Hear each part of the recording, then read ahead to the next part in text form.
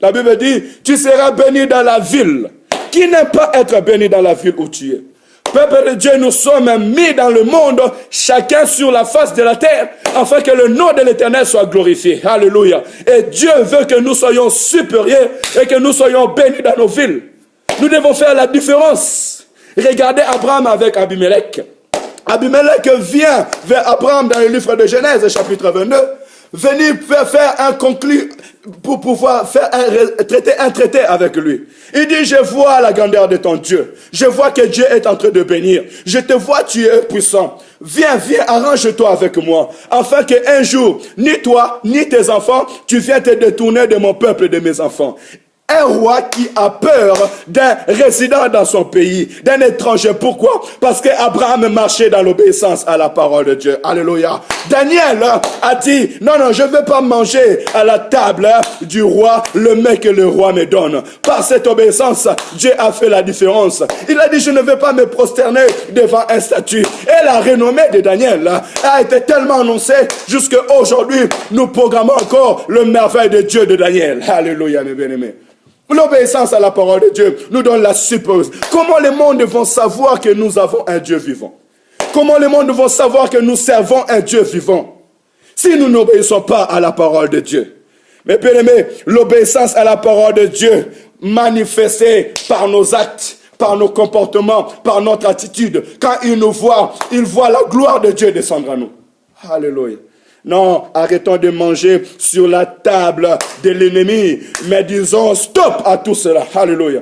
Afin que le nom de l'Éternel Dieu Tout-Puissant soit glorifié. Dieu veut te bénir dans la ville où tu es. Dieu veut bénir l'église là où tu es. Dieu veut que l'église puisse être le parfum de bonne odeur devant le monde. Que le monde voit la différence. Que le monde voit son amour. Que le monde voit la paix du Seigneur parmi nous. Mais ô peuple de Dieu, si tu veux être béni dans la ville, si nous voulons faire la différence dans la ville, obéissons à la voix de l'Éternel. Quand tu écoutes la parole de Dieu, mets-les en pratique. Tu feras une femme différente. Alléluia. L'Éternel te bénira dans la ville là où tu es. Peu importe le problème que tu as, l'Éternel ouvrira des portes. Alléluia. Tu seras béni devant les autorités du pays. Tu auras de la valeur devant l'autorité du pays. Alléluia. L'Éternel te bénira dans la ville et nous bénira dans la ville là où nous sommes. Nous marquerons la différence si nous nous soumettons à l'autorité de sa parole. Et la deuxième des choses, l'Éternel nous dit, tu seras béni dans ton champ. Le champ qui est l'image du travail. Le champ qui est l'image du travail. Oh bien-aimé, écoutez, tu veux être béni dans ton travail. Tu veux que ton travail prospère. Tu veux que ton travail grandisse. Je ne te dis pas de jeûner. Jeûner c'est bien, ça te donne la force. Mais si tu veux être béni, mes bien-aimés, c'est dans l'obéissance à la parole. Dieu te bénira dans ton travail. Tu feras et tu marqueras la différence. Alléluia. Même parmi ça, tu marqueras la différence. La Bible me dit que dans la maison du roi, Daniel faisait la différence. Ils étaient intelligents et plus différents, même plus que les sages qui étaient dans leur génération dans la maison du roi. Pourquoi? Parce que Daniel obéissait à la parole de Dieu. Alléluia. Il craignait l'Éternel, ton Dieu. Mon bien-aimé, tu cherches du travail. Mon bien-aimé, tu veux être béni dans ton travail. Marque donc la différence. C'est l'obéissance à la parole de Dieu. Alléluia. Le peuple de Dieu vit par l'Esprit de l'Éternel. Et quand l'Esprit de l'Éternel parle, et nous l'écoutons, et nous l'obéissons, nous lui donnons la place de travailler dans nos vies. Alléluia. Alléluia. Ce n'est plus le temps de rêver ni de dormir. Ce n'est plus le temps de se laisser mentir ou de se laisser emporter par des vents ou par des paroles qui ne donnent pas la vie. Alléluia. Venez recevoir la vie. Écoutez la vie de l'Éternel. Écoutez ce qui change la vie de l'homme. L'Éternel, en ce moment, cherche que le peuple qui se soumet à l'autorité de la parole. Alléluia. Cette parole a la vie. Cette parole a la puissance. Cette parole peut restaurer ta vie. Cette parole coupe le lien. Cette parole attire ton cœur vers l'Éternel. Alléluia. Tu seras béni dans ton champ. Tu seras béni dans ton travail. Tu seras béni dans ta maison. Alléluia. L'œuvre de ta main sera bénie. Ce que tu entreprendras sera béni. Mais il n'y a qu'une seule chemin, il n'y a qu'une seule solution. Obéis à la voix de l'Éternel. Le souhait de Dieu est que tu puisses te soumettre à l'autorité de sa parole. Ne rejette pas sa parole. Ne rejetons pas la parole de Dieu. Nous prions beaucoup. Nous jeûnons beaucoup. Nous écoutons beaucoup. Nous demandons beaucoup. Mais c'est bien de demander, c'est bien de prier, c'est bien de jeûner. Mais quand l'Éternel regarde nos cœurs sont loin de lui. Alléluia. Nos cœurs sont endurcis et nous manquons un clé pour pouvoir laisser la bénédiction entrer dans nos vies. Alléluia. Abraham a béni à l'Éternel et la Bible a obéi à l'Éternel et la Bible me dit Abraham devint de plus en plus riche. Où tu cherches ta bénédiction? Il est à côté de toi. Il vit avec toi. Cet homme de Jésus, il a la clé à toutes choses. L'or l'appartient. L'argent l'appartient. Il a tout pouvoir. Alléluia. Il est avec toi et il est avec nous. Mais obéis à sa voix. Obéis à sa parole. Et il nous dit encore, le fruit de tes entrailles. Alléluia. Le fruit de tes entrailles. Et tout ce que nous venons de citer, selon le verset 4, dit, toutes ces choses seront bénies. Le fruit de tes entrailles, c'est tes enfants, c'est ta descendance sera bénie. Alléluia.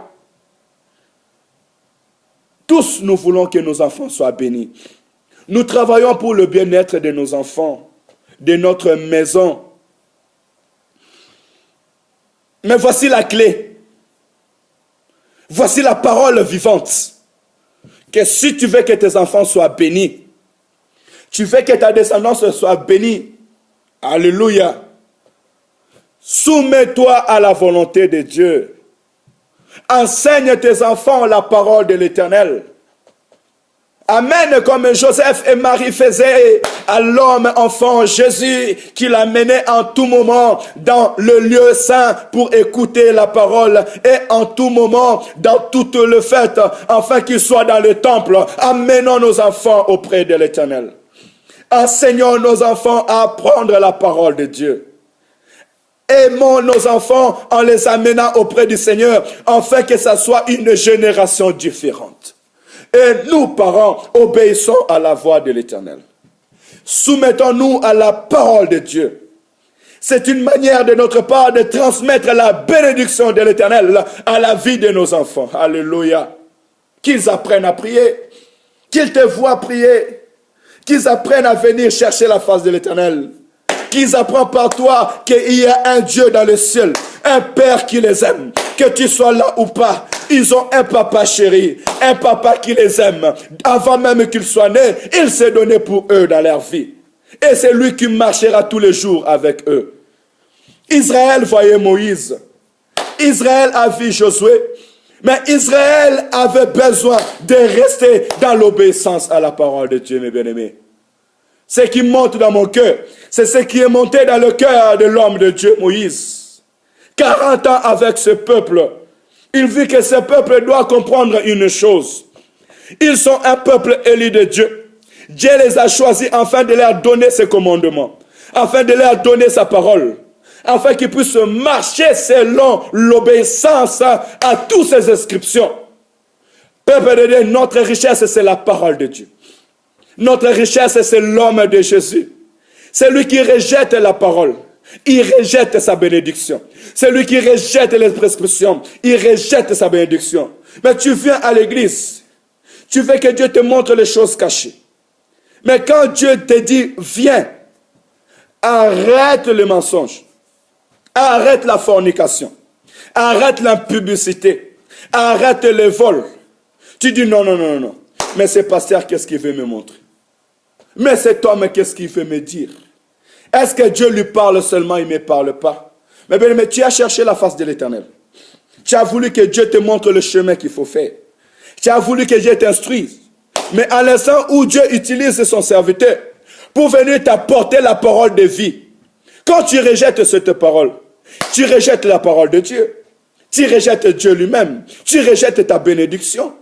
Tu rejettes le voie par laquelle tu seras béni dans la ville, tu seras béni dans ton travail et tes enfants seront bénis. Et tu rejettes la supériorité. Alléluia. Comment est-ce que tu veux avoir la supériorité? Tu dis au nom de Jésus chasser les démons, au nom de Jésus chasser la maladie. Mais quand les sorciers de ta famille te regardent, ils rigolent. Parce que tu as fait de ta maison un lieu où ils viennent dormir. Un lieu où ils viennent faire leur cérémonie. Mais tellement tu vis dans la désobéissance à la parole de Dieu, quand tu viens t'attaquer, tu ne peux même pas le voir parce que tes yeux sont fermés. Alléluia. Les esprits méchants viennent t'attaquer, tu les dis je vous chasse. Mais tu les chasses et tu vis dans la publicité et tu vis dans le vol. Tu vis dans la désobéissance complète à la parole de Dieu. Sous quelle autorité? Mais ils sont tes amis. Ils sont ces agents-là qui viennent sur toi. Si tu n'arrives pas à détecter ce qui est mal, selon la parole de Dieu, parce que la parole de Dieu nous montre, c'est une lampe à nos pieds, elle nous montre nos voies où nous devons marcher, et si nous obéissons à cette parole, nous prenons c'est automatique. Quand tu obéis à la parole de Dieu, tu prends l'autorité sur l'ennemi. Alléluia. Le Seigneur, pour chasser l'ennemi qui est venu le tenter, il a dit, il est aussi écrit. Alléluia. L'homme ne vivra pas seulement du pain, mais c'est de toute parole qui vient de la bouche de l'Éternel. Tu n'adoreras que l'Éternel, ton Dieu. L'ennemi ne pouvait pas résister. Oh, cette tactique ne pouvait pas marcher. Et Christ a reçu la suprématie et l'autorité. Alléluia. Et l'ennemi ne pouvait pas résister, mes bien-aimés. Nous voulons être bénis. Voici le chemin de la bénédiction. L'obéissance à la voix de l'Éternel. Le souhait de Dieu est que nous nous soumettons à l'autorité de sa parole.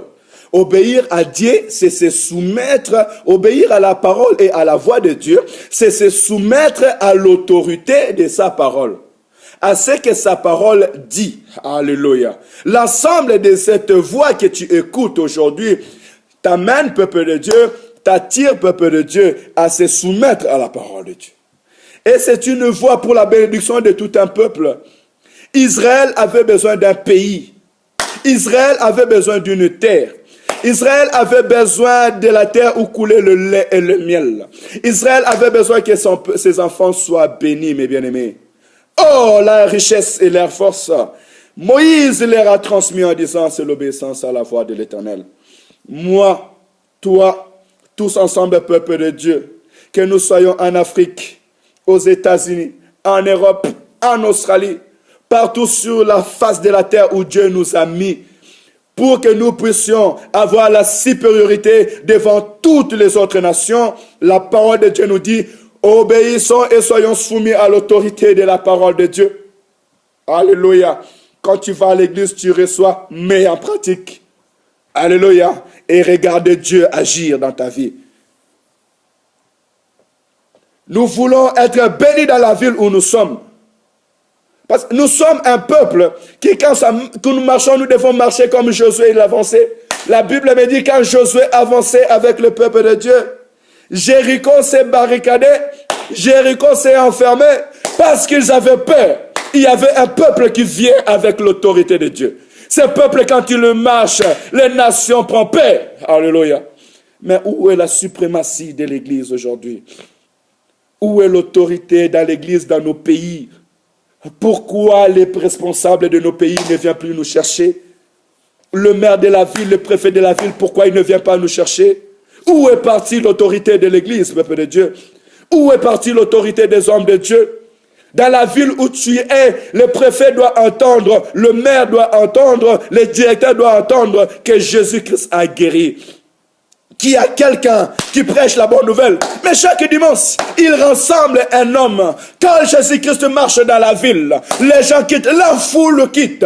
Il vient le suivre. Quand Pierre marche, son ombre est guéri. Wow, wow, wow, Jésus. La ville bouge.